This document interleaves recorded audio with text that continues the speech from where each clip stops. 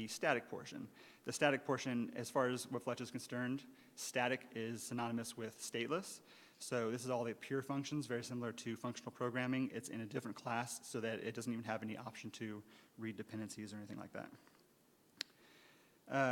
These are pretty much questions that I already went over, describing why we do static and everything like that. So now our model looks like this. We have a domain in the middle of our graphic here. So if we flesh out the domain, put a bunch more unit tests in, we now have a core with an interface, with interfaces, and we have our models, and we have more implementation. And so now we are implementing the iOrder interface. There's not much to it yet because we haven't done any persistence, but this is a super basic implementation: calculate order, get order by ID, and place order. So once you've fleshed out your domain, once you have a whole bunch of use cases and you're ready to do your first demo to your client of this microservice, what you're going to end up doing is splitting out the interface project and the models project into its own NuGet package. And that's when we're going to start building NuSpec and NuGet packages for all of our microservice portions. So once we pull out that core and that model, then we have our domain now with its own NuSpec, and it relies on that core NuSpec. Then we've pulled the core and the models into a different solution. So now we've got these green boxes basically represent NuGet packages. So we've got the domain with its unit tests, we've got the domain core and the models in its own NuGet package. So now we have to expose that domain and connect it up to our web API. We have the order API controller, so instead of a test controller, which we had a few slides ago, we're now making this an order API controller. We're exposing calculate order and place order, which you don't see on the screen here. WebFletch always has a response type, if not other documentation things, attributes on our endpoints. And I'll go into why that is later. Our dependency injection, we just need to flesh that out now that we have our API controllers, and it requires an iOrder interface to be injected into it.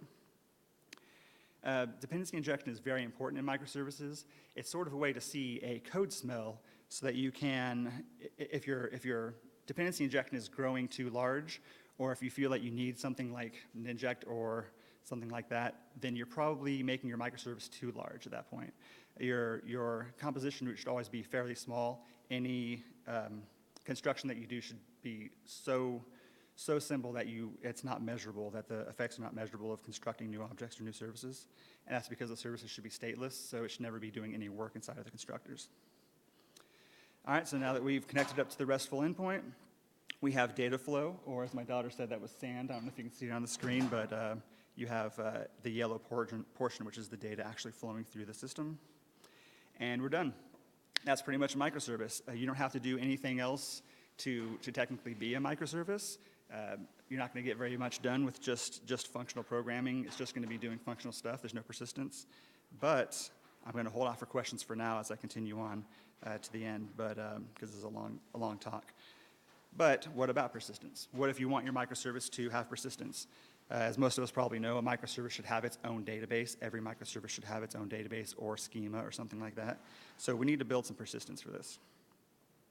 We're going to build the persistence the exact same way that we built the domain. We're going to have the core portion, which has the core and the entities, and then we're going to have the implementation portion. So this is the core portion, and this is the NuSpec for the core portion, at least in the beginning. We're going to add entity framework. We're going to enhance our core with a configuration of entity framework. WebFletch uses code first for its ORM. WebFletch also does a lot of finagling with entity framework. So this is just a basic order context, everything that's necessary for a basic setting up ORM. And this is the Fluent API. So the core and the entities actually have no reference to entity framework. It's completely irrelevant as far as our system's concerned. We could swap out an entity framework with whatever we want in the future. Therefore, the entities don't have any way to use those attributes to define it on the entities. So we do everything here in the Fluent API so that entity framework could be swapped out for something else if we wanted to later on.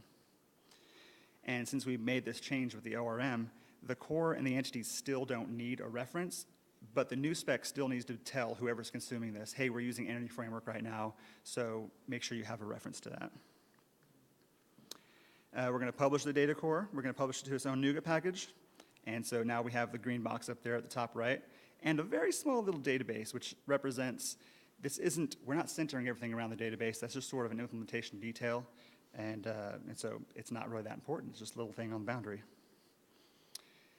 All right, so we have an implementation now. We're going to create the order repository. So it's super simple, add order. It's going to add to the context. It's going to save changes async.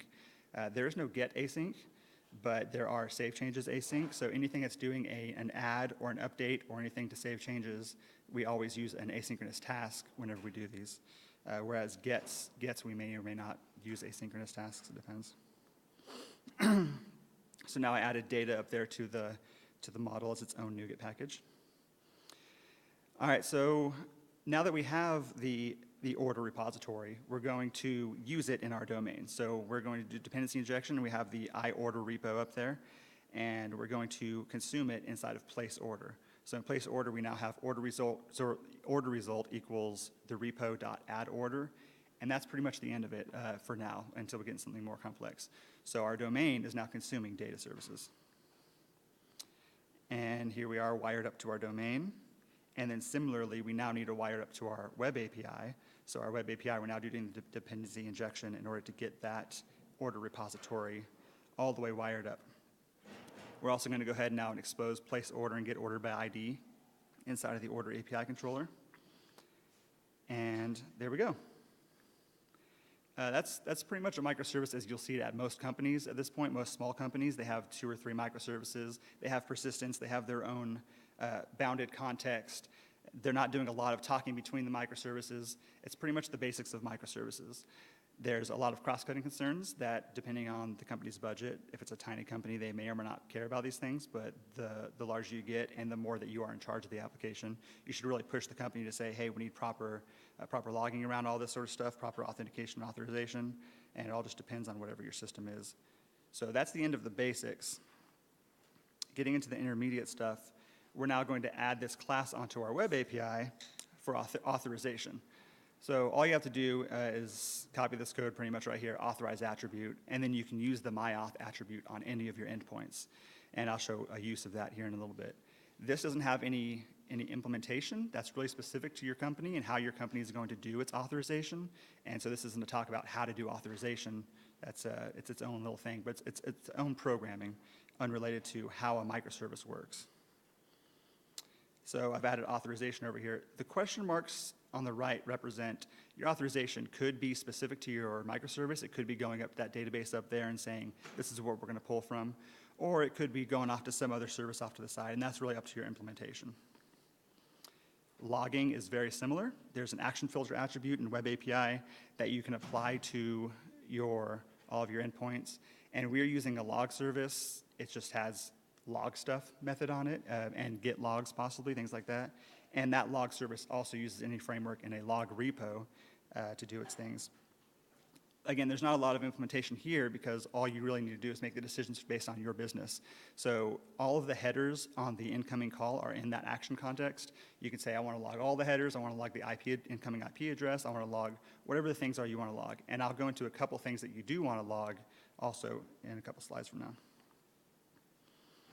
And we're going to do the dependency injection since that logging, since that logging has a dependency, we're going to do the dependency injection for that, for the log service. Inside of a global ASAX, you can configure global attributes. So I want to put this logging attribute on all of my endpoints and not have to go to every single endpoint and add an attribute to it. So this will add the my logging attribute globally across all of my endpoints. So I've added logging over to that box, and it's sort of the same thing. It could be logging to that same database. It could be logging to a third database or wherever it wants to log. So what about microservice interactions? What if you have 2, 3, or 4 microservices, which you probably do? How are you going to interact between the microservices? Well, Fletcher uses an SDK, is what we call it, because API is confusing with Web API. But this SDK is just another NuGet package that references that core and models project from the domain, And the core and models project are used to then create these methods that wrap around those HTTP calls. So if any other microservice decides, hey, I want to call order.placeOrder, order.sdk.placeOrder, it just calls this as if it's C#. It doesn't have to know it's HTTP. It doesn't have to know it's hitting from a database or hitting from a website. This SDK wraps that call. And then if later on, since the order SDK owns this, since the order service owns this SDK, it can say, hey, we're changing that endpoint. We're going to do an override. We're going to change the endpoint in here. The consumer doesn't ever have to know that. It sort of replaces the idea of discoverability for your microservice because somebody just has to use this SDK and they just have all the methods right there available to them. So I've added SDK. No data is going between the SDK because all that is really a side package that is exposing these RESTful HTTP calls. And this is a use of the SDK.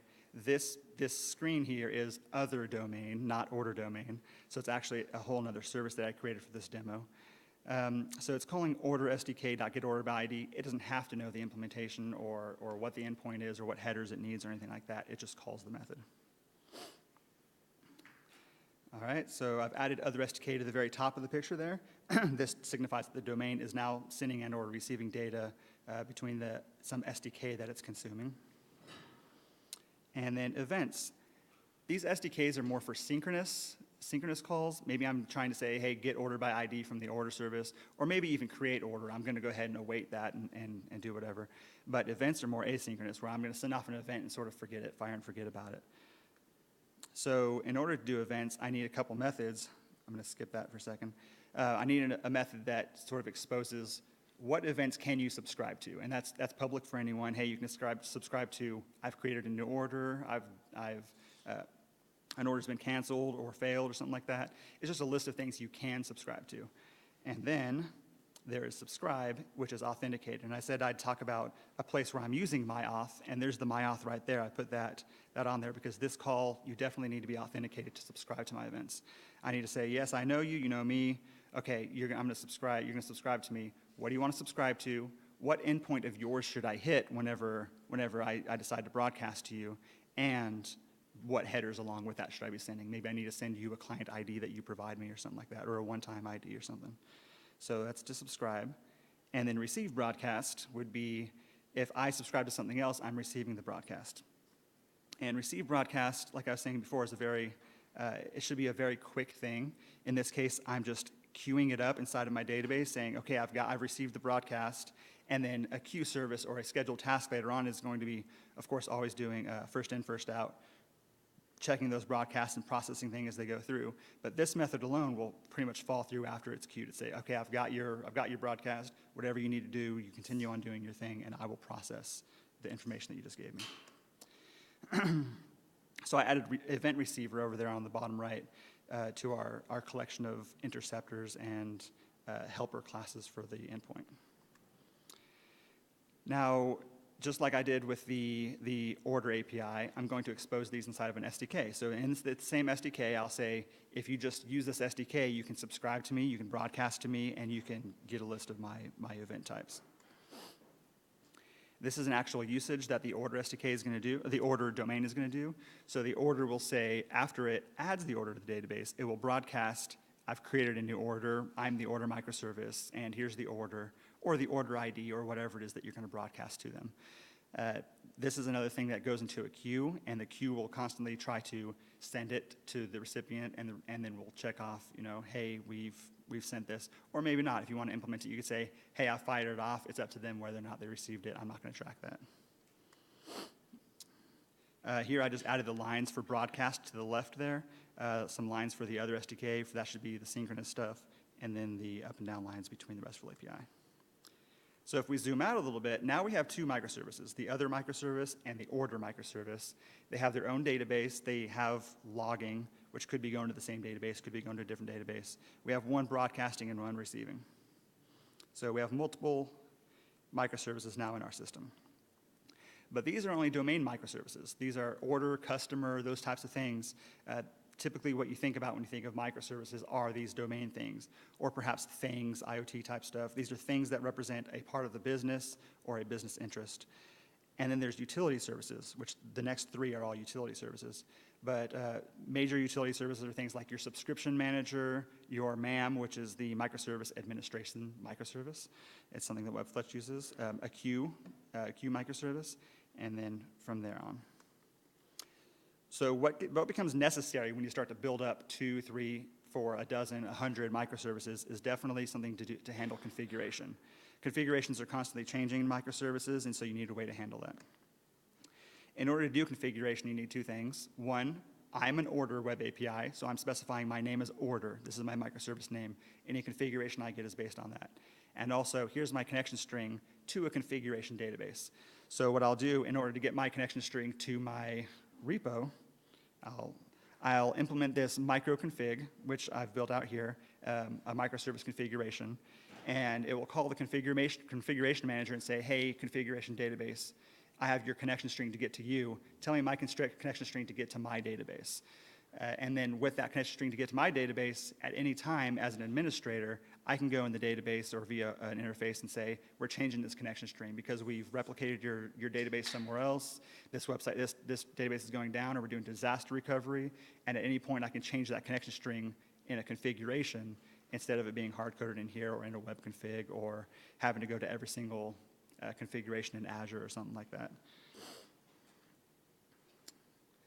So in my composition route, I always have a reference here to the I micromanage config, and any of the things that I'm doing dependency injection with, they can ask the config for all kinds of configurations that I need to do dependency injection with, including a connection string.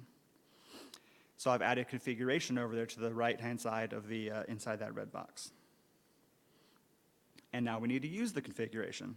So that microservice name that's configured inside of the web config is actually very useful. So if I am going to consume, if I'm the other microservice as I showed before, and I'm going to consume the order SDK, then I'm now required, whenever I consume the order SDK, to add a header that says, hey, I'm the consumer, my name is other, or whatever my name is. And because of that, now whenever I do logging, I'm require that for injection. Now, whenever I do logging, that's another thing that you can log. I said it before, I'd point out some things you can log.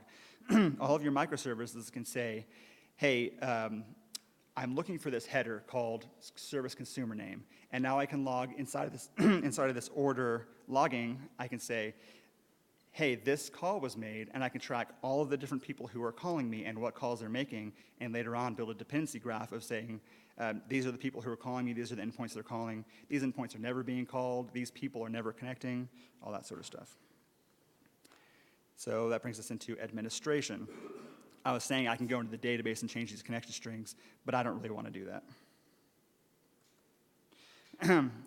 So part of administration, we want all of our microservices to be using these same things, doing logging the same way, doing authentication the same way, all the configurations the same way.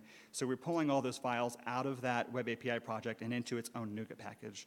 This isn't going to be a microservice. This is just the microservice NuGet package that all of our microservices are going to use.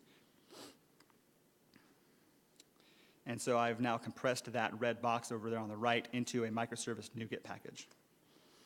So let's create a control panel, a microservice administration microservice. And this microservice administration microservice can go read all of the logs, and since they're all using a common mechanism now to do all their logging, we can now say, let's just go look at all the logs that we have configured. We can build a tree of who's calling what, and we can also get logs from all of our microservices, which is very important when you have 100 microservices and you want to just see all your logs. You don't have to go to every single microservice and look at its own panel to look at its logs. So like I say, they're using the same mechanism, so it's really easy to get all the information. In this MAM service that we created, we will inject this with a collection of logging repos, because they're all using the same logging repo, just with a different configuration.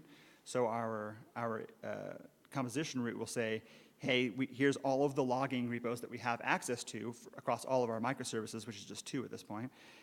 So you can you see my mouse up there? You can get the callee metadata, get the caller metadata, you can get logs, and you can get all the stuff that you need out of the configurations out of the logging for the microservice. We're going to expose that over Web API, over the Web API portion for the MAM, and do the dependency injection. and then we can pull up a menu like this, website like this. This API is actually on the MAM versus being its own thing. So this is the consumption graph. Order is being called by other, and then there's the logs portion. If you were to click on that, which is it's just a picture, so I can't, it just shows all the logs for all of the microservices that are being logged. This is very helpful for administering microservices. This is the microservice, the MAM microservice. As you can tell, there's no SDK, there's no broadcasting, it's not consuming any SDKs, it doesn't have its own database. It's just a super basic domain exposed to a RESTful endpoint that's consuming that shared mechanism, the logging service down there at the bottom right. And if we zoom out, then this is what it looks like. Again, this does not have the DB for the MAM because it doesn't have its own database, but it does have its own logging and its own caching. And I'll get into caching now. So very similarly, that's a utility service. Third-party wrappers are going to be very similar. If you wrap QuickBooks, you're not going to be consuming an SDK, but you will be consuming the QuickBooks API or something like that. And it'll be the same thing, just like the utility service. An API gateway, I call it a code behind or view models and code behind because it's very similar to when you're doing C# MVC, Razor, web forms, that sort of thing. You have your one code behind, your one place that your application is going, and then it's sending off things to services. It's hitting all these other services. In other places, that's called, in the real world, that's called an API gateway, and it's mostly useful for things like a mobile phone that wants to just hit one place. It doesn't want to be sending calls all over the place.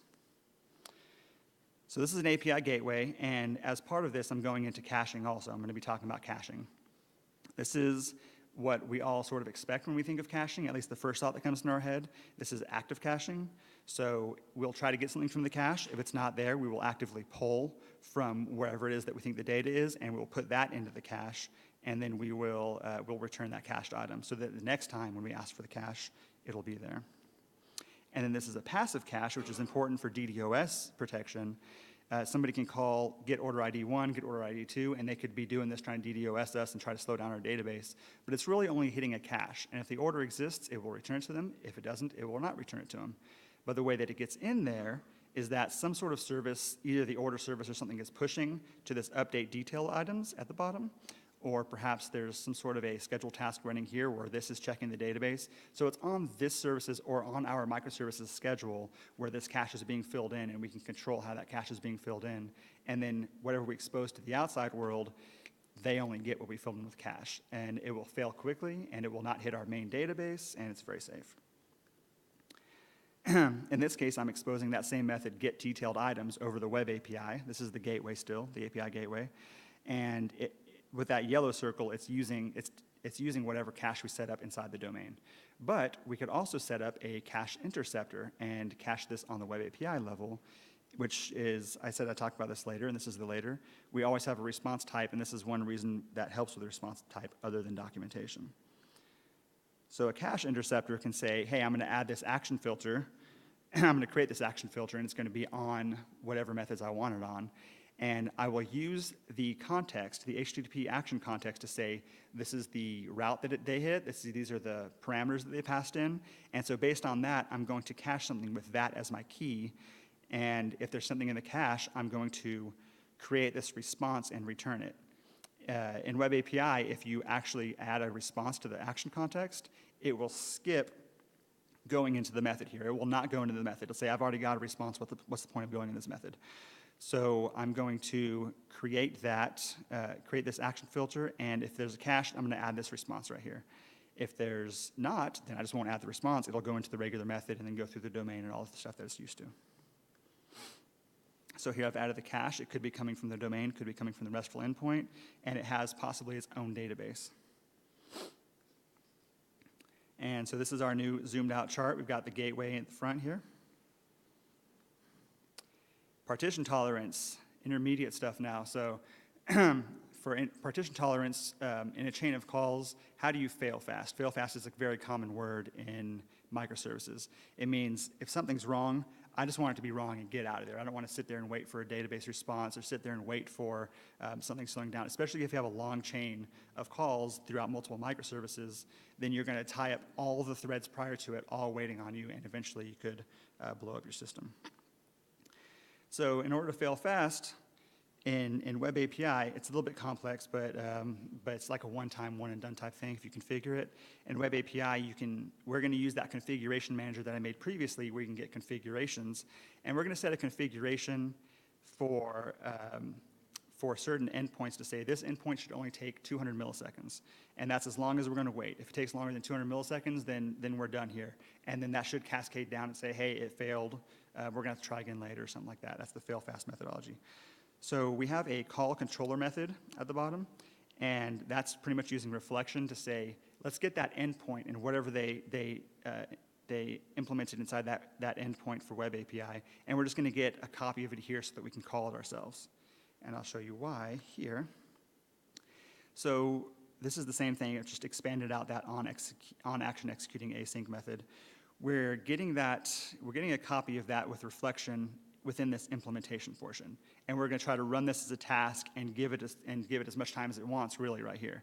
We're also going to create a timeout task that is configured based on our configuration manager, and we're going to pass in however long it's configured for, which, let's say 200 milliseconds. And then we're going to do a task.waitAny, and we're going to have the timeout and the implementation in there. Whichever one finishes first, which task completed first, if it's the implementation, then we're going to add that response for whatever the result of that implementation is. If it wasn't the implementation, if it was the timeout after 200 milliseconds, if that's the first thing that returned, then we're going to say, hey, cancellation token, we're going to cancel that, and we're going to send a timeout response. And since it's going to be one or the other, we're always setting a response, which means that we are never allowing Web API to manually hit that Web API endpoint by itself. What we're doing is we're using reflection to hit it ourselves, and we're taking control over how long it's going to take. So that's failing fast, and I'm just demonstrating that we're already set up for failing fast.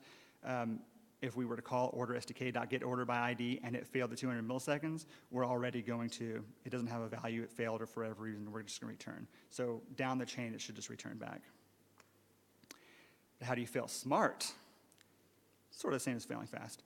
Local circuit breakers. Circuit breakers is another term that you hear a lot in microservices, and this is a local example of a circuit breaker. So back in that SDK, I said the SDK can do more than just wrap the Web API methods. I've created this class called the tracker. And this tracker, you can add metrics. So every time I make a call to something, I'll add a metric saying, this is the call name, and these are all the times that I've hit it and how long it took for that to respond back. So the SDK itself can track, these are the calls we're making, and this is how long it's taking to do it. And then all good, bro, is my method for checking. It'll check the last minute and the last hour, and I'll say, in the last minute, things have been going pretty slow compared to the last hour. We're going to go ahead and cut this off and not make the call, because whatever it is we're calling, it's getting real slowed down, and we're going to give it time to catch up. So this is another implementation of failing fast. That was weird. That really moved the slide, but it looked like I clicked on it. In the implementation side of the order SDK, we're just using that tracker. We're saying, if it's not all good, bro, for this method, then go ahead and say microservice is busy, and then we're not even going to hit the microservice. Otherwise, we're going to go ahead and hit the microservice, and we're going to track and add the metric of how long this call took. So how do you fail smarter than this? And this is a managed circuit breaker. Once again, if we go to this SDK, instead of tracking it ourselves, we're just going to take whatever the result is of our headers every time we make a call, and we're going to say, and we're going to have the endpoint return to us. This is how long, on average, it's taking everyone, not just your order SDK that you're using, but everyone who's hitting the order SDK. This is the average that it's taking them. And I don't have headers exposed in my current implementation, and I didn't want to, so I just put a commented out version right there. So what we're going to do, instead of having the tracker in the SDK, we're going to have the tracker directly in the microservice service, which is used in all of our microservices. This is the interceptor that we created before, and we're going to have the all good bro check there. We're going to have it checking what the times are, and every time a call is made, it's always going to track how long it takes, and it will always return in a header called current average. It will always return, this is how long people are taking usually to do this, so that something else can track it and turn it off. Also, it can track itself and say, if it's not all good, bro, it'll take the request, but it'll just instantly return it and say, hey, I'm too busy for this. This is the bottom portion of that. It's the same file. I've changed call controller method. This is where I actually put in the timers for how long it's taking whenever I use reflection to get that controller method. So this is where I'm timing it. Circuit breaker mastery. So how else can you use circuit breakers? These are all circuit breakers that say, hey, we don't want to hit them, they're too busy, otherwise we're going to bring our system down. And you can also use them for feature gating. So this is the same file again, I've just added one more little part here. We can say, check our configuration manager, another thing we can configure on our microservices, and say, for this action name, get ordered by ID or whatever the action name is, if in the configuration manager I've told it, hey, we want to turn this off for now because we're doing an upgrade or we're doing whatever, we want to feature gate that, then if that's configured to do that, then just go ahead and return service unavailable for now. So you can use circuit breakers in lots of beneficial ways. This is how we're going to use the configurations for this. So in the MAM, back in that microservice administration microservice, we're, instead of just passing in that shared mechanism, which is the logging, we're also now passing in a shared mechanism for a configuration manager. So this list of, for git configs, will now be able to say, hey, here's all the configurations for all the things, return it to that UI that I showed you a little bit ago, and say you can alter the configurations in here, assuming you have access. And so here's an example of that. I added a configurations page. It's got all the configurations for different things. I've changed this one, calculate order, to open. In circuit breaker terminology, open means you can't get through anymore, and closed means you can get through. So I've changed it to open, to save highlighted. I can click that, and that was awesome. All right, so then there's the update here. We now have the microservice NuGet, the tracker and the interceptor are both in there. The SDK, I'm sorry about that. All right, so the tracker now is now in the SDK. Distributed transactions. Okay, this is where the fun really begins. This is the last portion, the more advanced portion of microservices. A lot of times in microservices, you'll have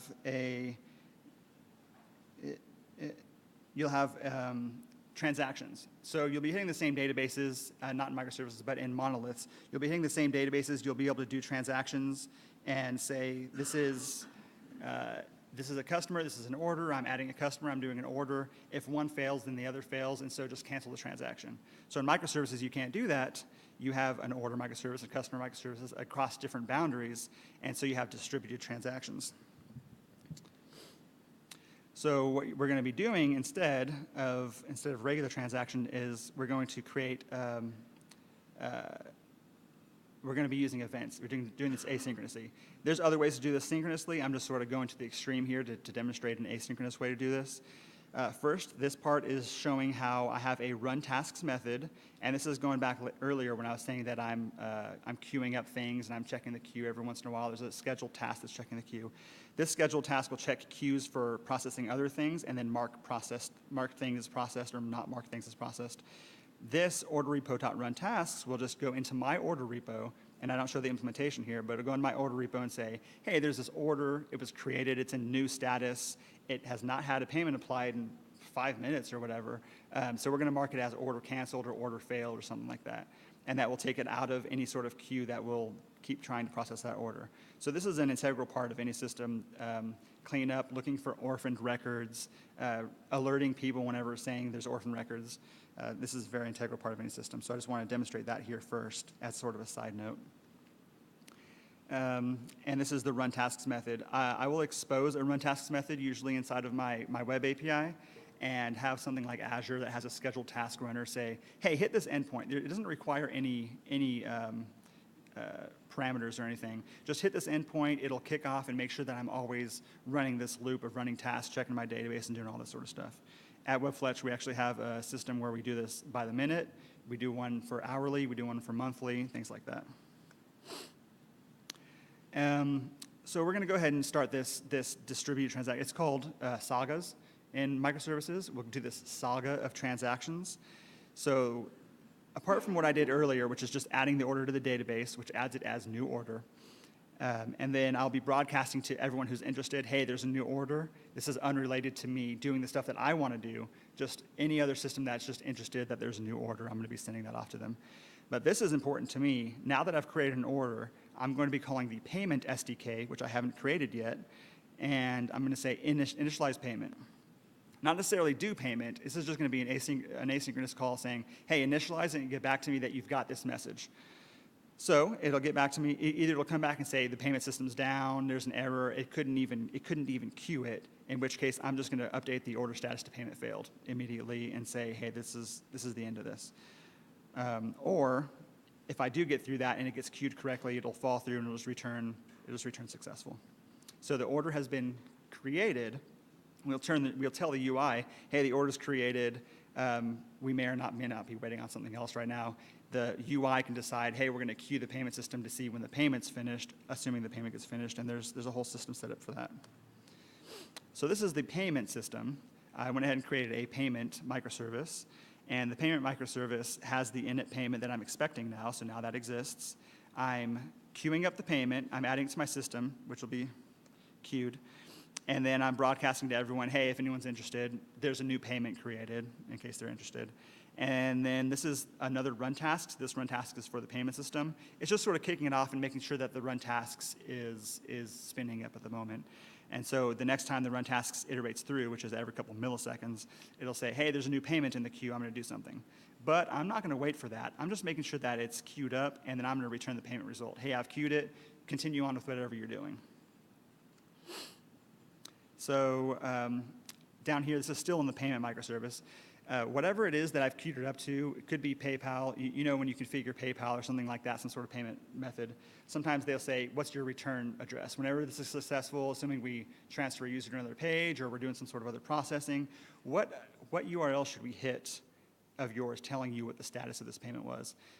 That's one way they can do it. Or perhaps my queue service is running through doing it. Whatever it is, it will end up hitting this update payment status at some point. It'll pass me my order ID, my payment ID, and whatever the new status is. If the status ends up being failed, then I'm going to update the payment to be failed, and I'm going to have event type and order status is failed.